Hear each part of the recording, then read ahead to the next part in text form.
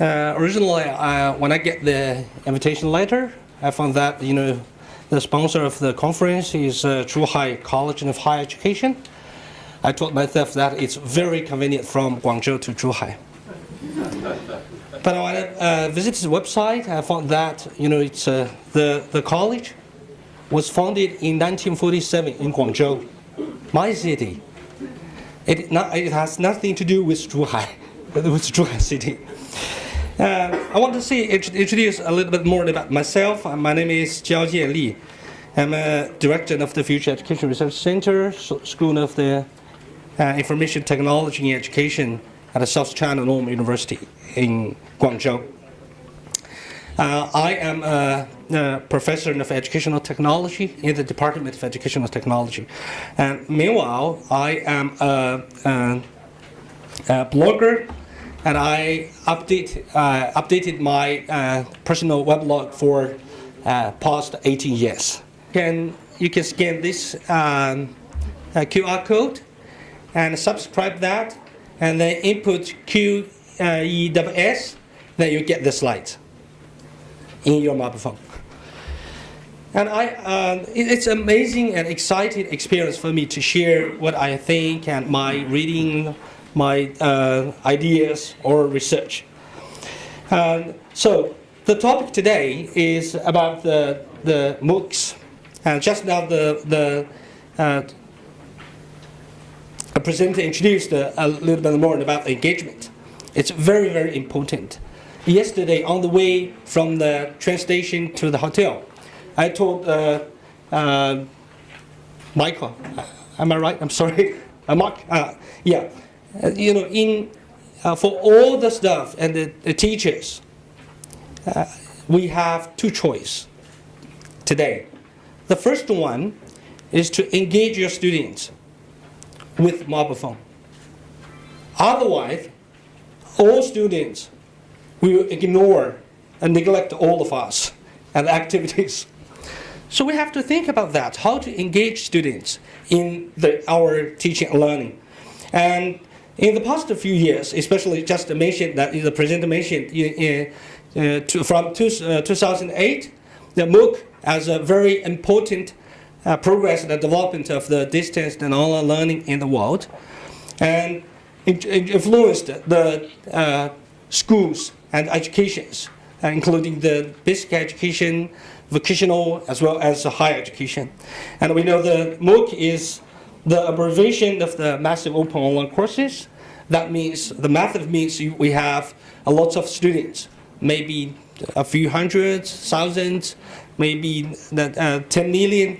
It's open, and that means no matter how old you are, no matter what job you did, you're 7 years old or 77, if you can log on the internet, you can learn from others all over the world.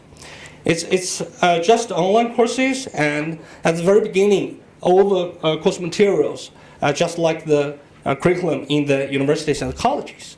So I translated the words MOOC into Chinese. I am the first one. It was reported by Professor Chen from Eastern China Normal University. It's amazing. And, so the topic I want to share, I want to divide my presentation into three parts. The first one, I want to report the progress of MOOCs in Mainland China in past few years. Meanwhile, I want to share my ideas on why do university need MOOCs. And finally, I want to introduce some of my experience and our practice in past few years. So the MOOCs, in one word, in my eyes, the MOOCs in China, we can say the progress made, the challenge remain. And we can divide the progress into a few parts. The first one, in my eyes, is that lots of platforms and MOOC providers appeared in past few years. At the very beginning, in 2008, we can say there were only a few MOOC platforms in United States, such as the EDX, Coursera, Udacity, and in the past few years, in Mainland China, we have SheratonX.com. It's a platform sponsored by Tsinghua University, based on the Open edX code. It's open source. And the 中国大学 MOOC, I-Course MOOC, which was a cooperation between NetEase and the company affiliated to the higher education price. And the UC, University Open Online Courses, actually it's a local colleges aliens, which was founded by the Shenzhen University. But now, they have about 86 members. And we have MOOC China and CA MOOC, which was sponsored by the Shanghai Jiao University. In my eyes, this is top 5 famous MOOC platforms. We can say, this is the figure I get from the internet and showing all the courses from different areas. You can see the humanities, computer science and programming, business management, so almost all disciplines and subjects. A great amount of MOOCs developed. In the 中国大学 MOOC, you can say the different disciplines, computers, economics, psychology, language, history, etc. Lots of MOOCs were developed in the past few years. The third one, the progress in my eyes, is that more and more universities were involved in the MOOC movement. At the very beginning, the MOOC just attract eyes of the first-class universities, because it's at the very beginning the MOOC was developed by the MIT, Harvard. So the university in Mainland China, especially the first-class universities, they want to be one of them. Because if they develop MOOCs, that means they are one of the first-class university in the world. So that's why they do that. But most of the universities and the colleges, they just want to wait and see. They don't know how to do that. They don't think they cannot collect more learners from the internet, and they don't know how to do that. So, but now you can say more and more universities and colleges were involved in the attitudes of the toward MOOCs changed dramatically. In this website, you can say there are more than 131 universities were engaged in. That means 131 universities provided courses for this website and published to the public. And everyone can log in this website and register the course and learn. If they pass the examination, and they can get the certification free digitally. The digital certification will be free. And if they get the printed with the signature, they have to pay some money. It's about 100 per certification.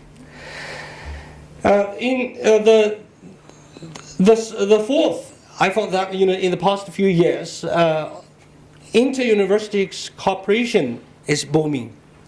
I was invited to present the opening ceremony of the aliens or university network. I remember that more than 10. You can say just now I mentioned the University Open Online Courses, which was launched by Shenzhen University. It is a local university, colleges and university aliens. There are 85 local colleges as their members. They contribute the courses and they share the materials. And meanwhile, another important one is the Western Eastern MOOC. It's a university network which was, at the very beginning, it was launched by the Chongqing University, but now the Beijing University is a chair member of the university network. There are 140 colleges and universities were engaged in this university networks. They share courses, and I will mention one of the famous course. Such as another one is the Ningbo MOOC aliens, which was developed by the Ningbo Department of Education. And the members are the local 8 universities. And the normal universities network, I know, a few years ago, which was developed by the Beijing Normal University and Central China Normal University and Taiwan Normal University. They try to develop a MOOC for teachers, K-12 teachers, because they focus on the teacher education, pre-service and in-service teachers. The 5th progress, in my eyes, is the pilot projects and great experiments finished, and a lot of interesting models practiced and explored, such as I want to show 2 cases. The first one is the MOOC, which was developed by Dr. Yu Xinjie from Tsinghua University. Dr. Yu worked in the electronic department, and in 2013, Dr. Yu and his team developed a MOOC entitled Principles of Electric Circuits. And they developed a MOOC in the EDX as well as SheratonX.com. You can see the results. This is the screen I get from the internet, the course published in the SheratonX.com, and you can see a lot of universities engaged, and they cooperate with the Tsinghua University together, such as Yangzhou University, the Guizhou Institute of Technology, and Nanjing University, Qinghai University in Northwest, and the Inner Mongolia Normal University, as well as the Xiamen University of Technology. The teachers who teach the same course, they work together. This is inter-university instructors team. They work together to teach the course. And the second one is a MOOC by WeMOOC, Western Eastern MOOC Network. The title of the MOOC is Morals, Ethics and Fundamentals of Law. This is a compulsory curriculum for all graduate students in mainland China. Every year, more than 1 million students have to register this course in their own university. But now, Fudan University, a professor from Fudan University developed this MOOC, and there are more than 20 faculty from 14 universities join the teaching team. They work together. You can see the result. In the 3 semesters, in 2014, they have 23,347 students registered this course. And in 2015, they have 43,433 students registered this course. And in last year, 2016, they have 14,959 students registered this course. And this course attract the eyes of the leaders from the Ministry of Education.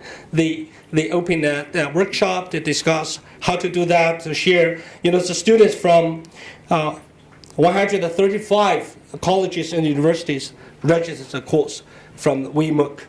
And totally they have 81,739 students. And the satisfaction rate is about 96%. I don't know how to evaluate. The 6th progress of the MOOC in mainland China, in my eyes, is that the IT companies, venture capital firms, and others are the main force of the MOOC movement. A lot of universities cooperate with other companies, such as I mentioned the UMOOC, the University Open Online MOOC, which was launched by the Shenzhen University. Actually, they cooperated with the Chaoxing Group company. And last year, I presented an activity which was sponsored by Chaoxing, and the CEO of the Chaoxing told me that Chaoxing company have sponsored more than 172 MOOC platforms in mainland China in past few years. You can see the IT companies, venture capital firms, and others are the main force of the MOOC movement in mainland China past few years. So I want to give a very a quick review about the progress made in mainland China. We can see the 6 parts of the progress in my eyes in the past few years. So meanwhile, we can say there are lots of challenges remain in the mainland MOOC in mainland China. We can say the first one, in my eyes, is that the high rate of dropout and the low completion rate. Just now the presenter mentioned about that also. You can see it's the high rate of dropout is one of the most criticized of the MOOC by researchers and educators also. You can see this is a figure I get from the field here. You can see a lot of learners, they register the course, but they never appeared in the platform because they forget this kind of things before the end of the course. And some of them just look at the course, they want to know what happened, so just a very short preparation, they finish the course.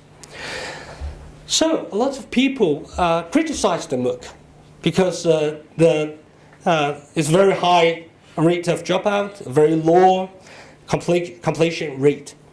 Some of the course, the completion rate is just 5% or 6%.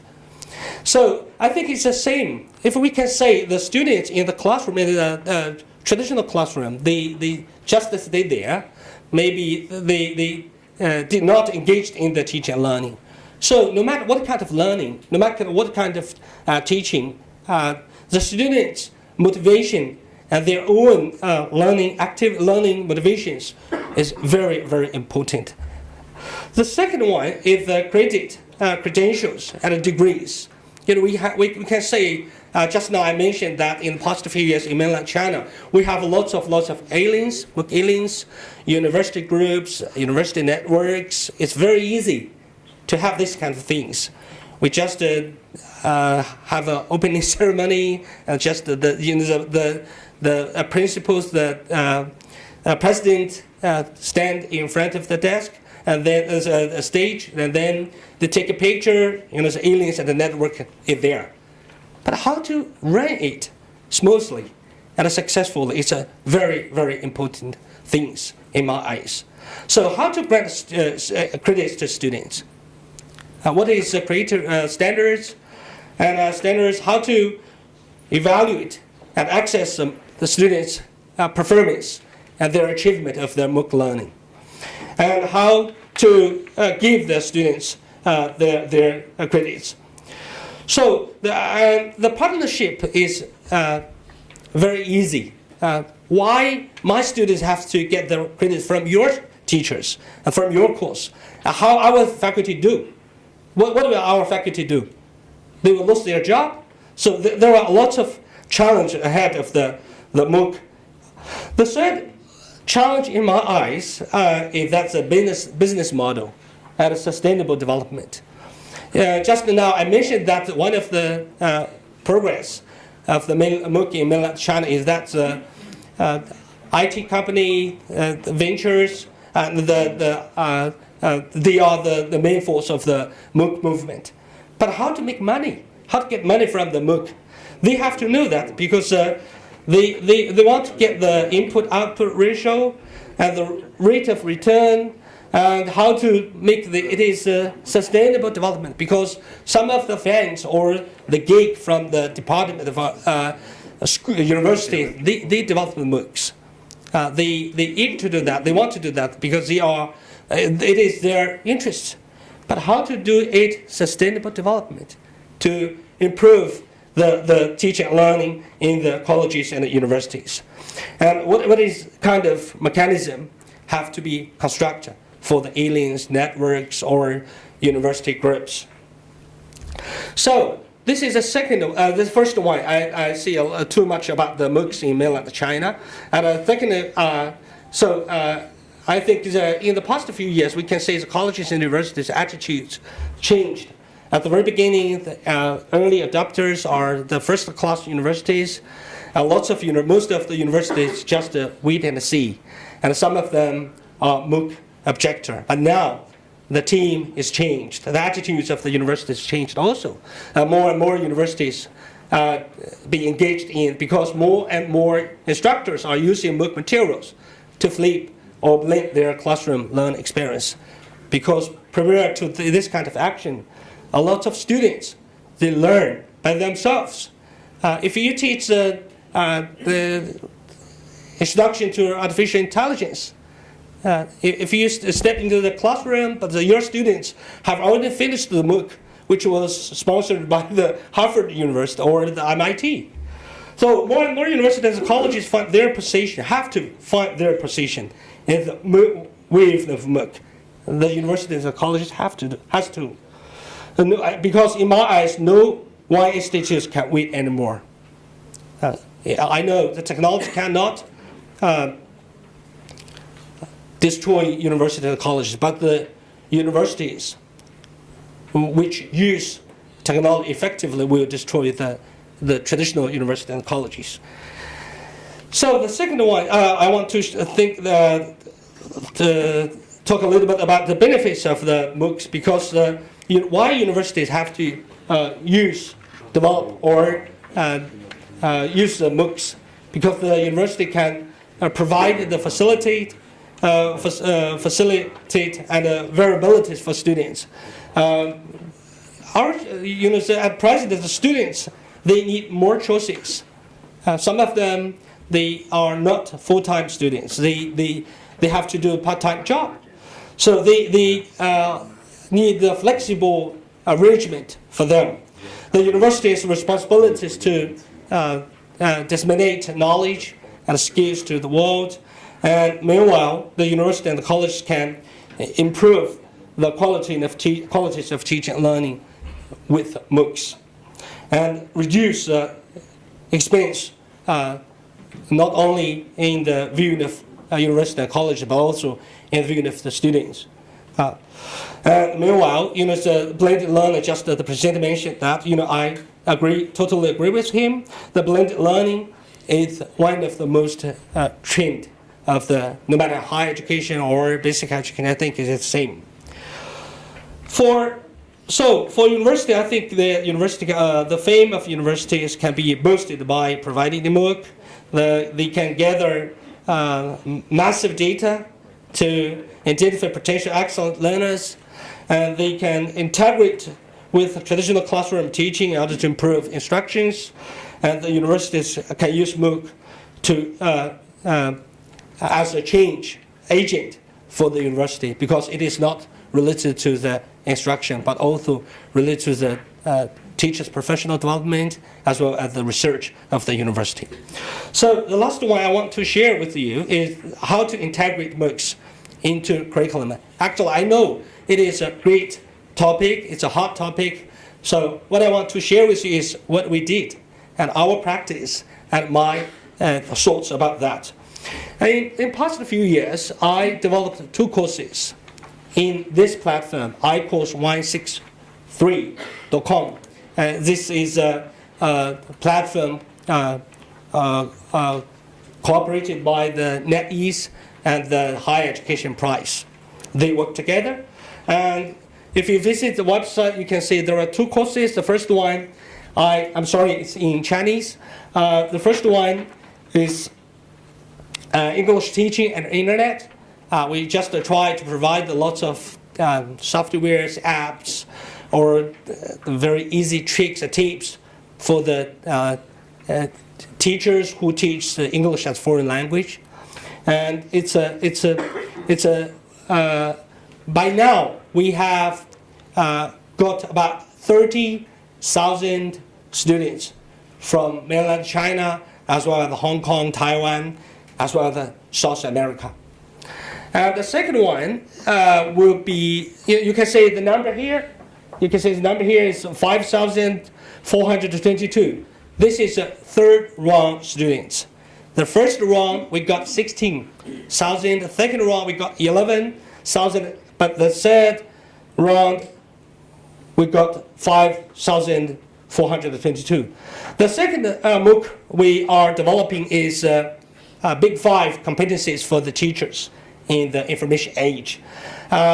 This course will launch at June 12th. By now, we have already got 1,277 learners registered by now. So we are developing the materials, and we will publish our course at 12th. In the past 2 years, there are two classical questions puzzled us. The first one is, why do students drop out? And the most important one is, how can we mitigate dropout?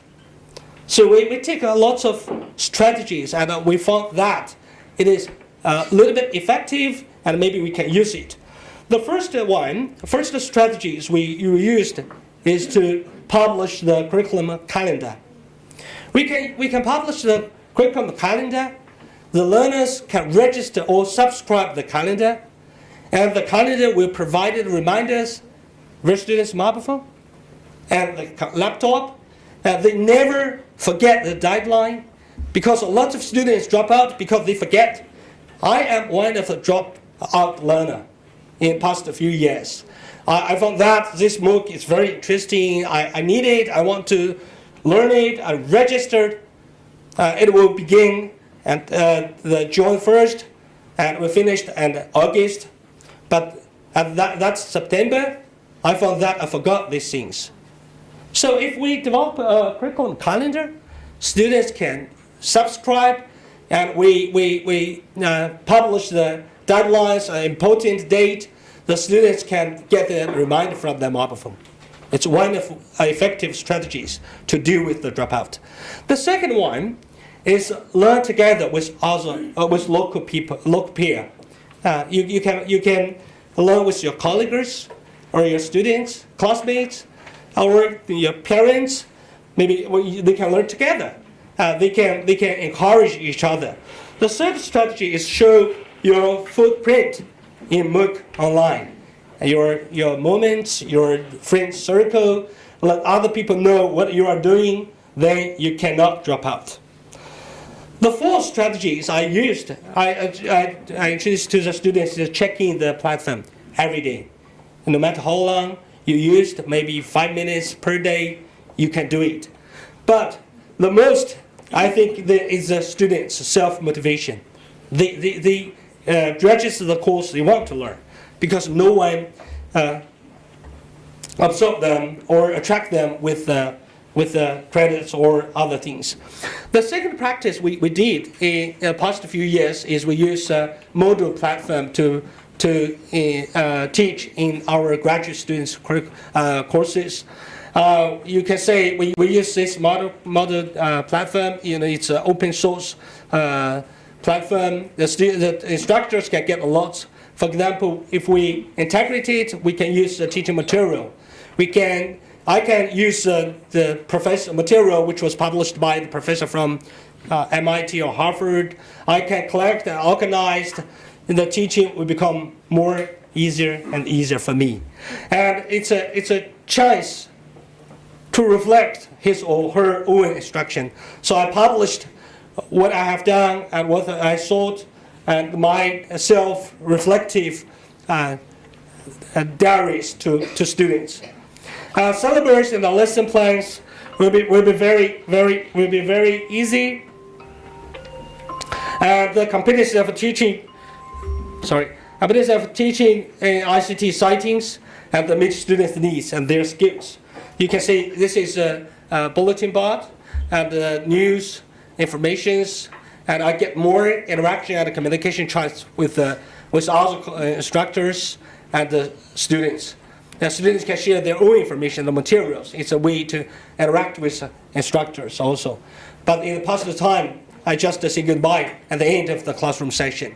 They never get touch with me. So this is, meanwhile, we publish a lot of materials to students. They can submit their homework. They provide the reading materials or reference to them, and they can discuss the topics.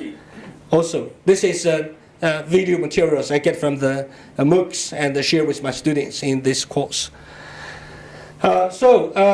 We can say some units in my class, in my teaching, can be online. So we don't have the face-to-face session.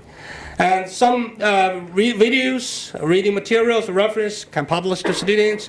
And I learned a lot from other instructors who teach the MOOC. And I can use or do the learning activities I learned from other instructors in the MOOC. Projects, homeworks, and the tasks from MOOC can be used in my face-to-face sessions, classroom sessions. And I also give some of my students extra credits for some students who finish or get their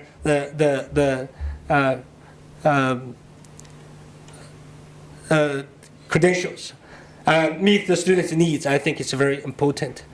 This is a book I published with one of my former students, Professor Wang Ping from Shanghai University a few years ago.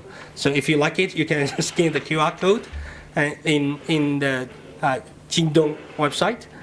And finally, I want to share a model I mentioned, but I don't think I have enough time, so I just want to share with you. And you can download it, and we can communicate via the WeChat. This is a 8 steps model, especially in the college and institution level, how to integrate and what kind of strategies or steps we have to do. The first one is the administrators. It is very important. If the president or the dean, they don't like it, they don't know how to do that, the university cannot integrate the MOOCs into their teaching and learning. The second one, we have to facilitate our staff, the instructors, teachers with MOOC. The third one is we have to teach the faculty and students how to integrate, how to do the blended learning. This is 8-step models I developed in 2015. I don't think I have time, so thank you very much for your attention. And questions are welcome. And I have already prepared the slides for you. If you like it, you just let me show you. You just if you like it, you just scan this code. You just scan this QR code and subscribe it. And then in the dialog blank area, you just input QESS. Then there is a link there. Click the link, you will get the slides. Okay, thank you very much.